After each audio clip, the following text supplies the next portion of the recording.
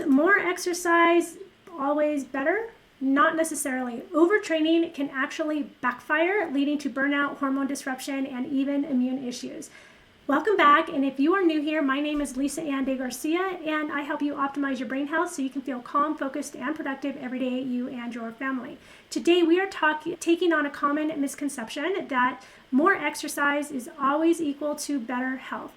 While exercise is essential, very important, too much of it or training without enough recovery can lead to real problems like adrenal fatigue, hormone disruption, immune suppression, and even mental burnout. So in this video, I'm going to explain how overtraining affects your body's hormone pathways, disrupts anabolic and catabolic balance, and what you can do about this to avoid these pitfalls. But first, I want to let you know that I drop 2 videos a week, Mondays and Thursdays. My Monday strand has to do with my 5 pillars for reversing brain issues, and my Thursday strand is about topics just like these that are popular myths in health and how we're going to change our mindset about those.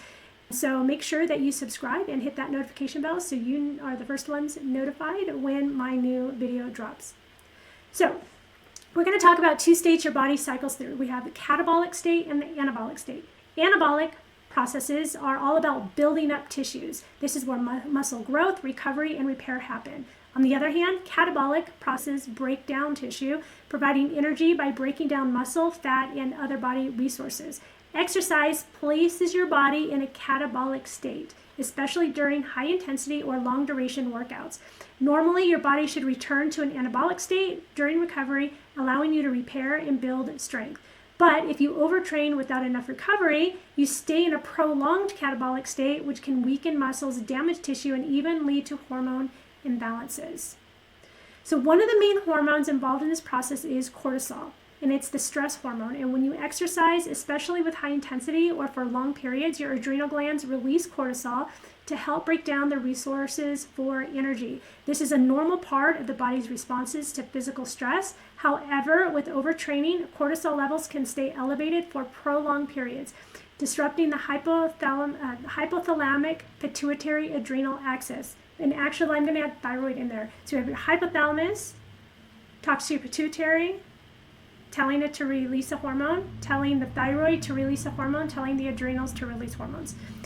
This axis regulates cortisol, and when it's constantly activated, it can become desensitized. So this leads to a situation where your body either overproduces or underproduces cortisol, which is a condition often referred to as adrenal fatigue. So it actually produces so much that it stops producing. So adrenal fatigue affects your energy levels, mood, and immune function. Chronically elevated cortisol also disrupts the balance between catabolic and anabolic states, making it harder for your body to recover and rebuild after workouts.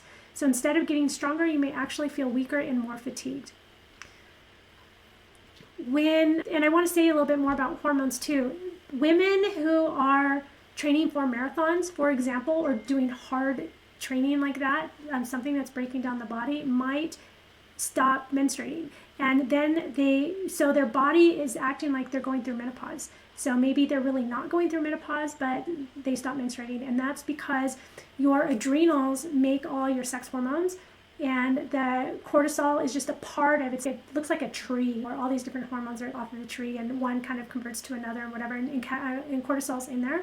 And when you have this cortisol too high or too low, it's going to affect the production or the conversion of some hormones to other hormones, which can be your sex hormones, the estrogens and the androgens, the testosterones, and all of that. Immune suppression. Okay, so when too much exercise weakens your defenses, overtraining doesn't just affect your muscles and hormones. It also impacts your immune system. Normally, moderate exercise boosts your immune system, but intense or prolonged exercise without adequate recovery will actually weaken it. High levels of cortisol suppress immune cells, making you more susceptible to illness.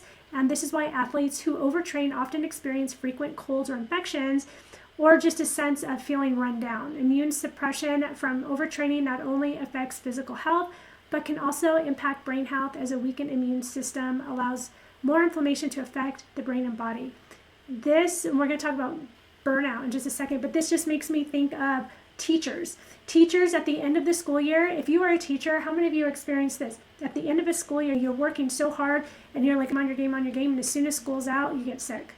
Because you let down your defenses, but you had all that cortisol, whatever, and then finally it's your body just had enough, and now you didn't have enough repair time in the middle, which is why I loved when I was teaching year round.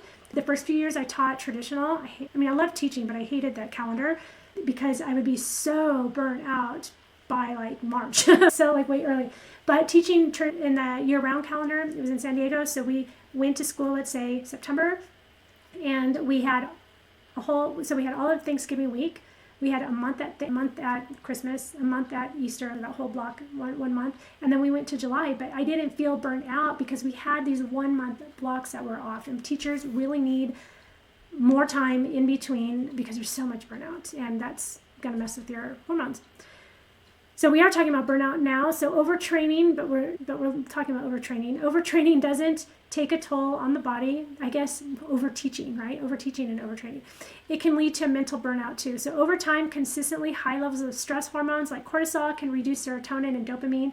Those are two key neurotransmitters responsible for mood and motivation. They can lead to symptoms of depression, anxiety, and a lack of motivation, a condition often referred to as overtraining syndrome. You may find that as your usual workouts no longer bring the same joy or energy boost, and instead you feel drained or even anxious about training. So in essence, your body and brain are signaling you that you need a break, you need to listen to it. So signs that you may be overtraining: chronic fatigue, so feeling drained despite getting enough sleep can be a sign your body isn't recovering properly. Reduced performance, so you're lifting weights or you're lifting less weight, you're running slower, you're not seeing improvement. Your mood changes, so you get more irritable, anxious, or feeling of depression. You're getting sick or recurring colds or infections.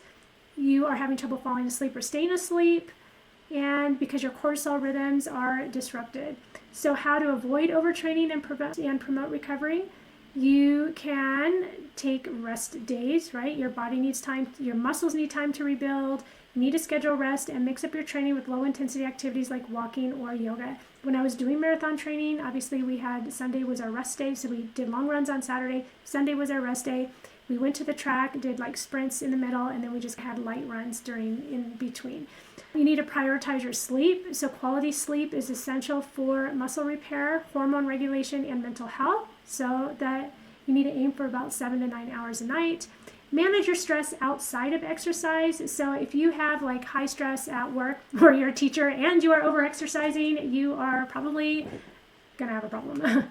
But figure out a way to reduce that stress and manage your stress. Fuel your body with nutrition. You need to eat balanced meals with protein, healthy fats, and carbs. Nutrients like magnesium and omega-3s can also help reduce inflammation.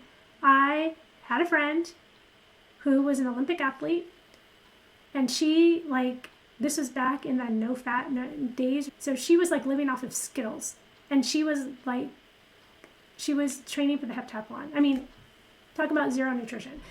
Listen to your body. Pay attention to signs of fatigue, pain, or changes in mood. If you're feeling drained, it may be time to adjust your routine. So exercise is a powerful tool for your health, but more isn't always better. I was just in a workshop yesterday where they were talking about adipose tissue.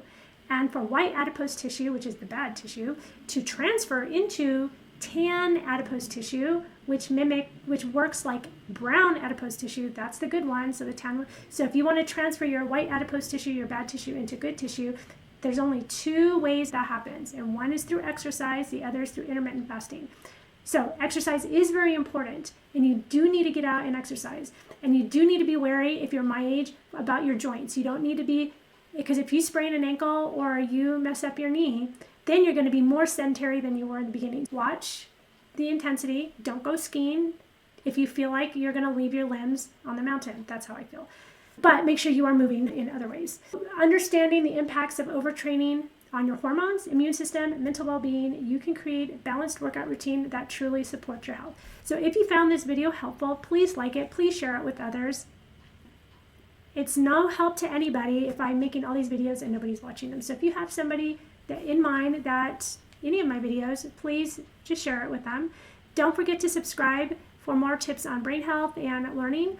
And if you would like to learn what the exact nutrients are that you need in order to optimize brain health and function. Today we didn't really talk about nutrients, we talked about exercise.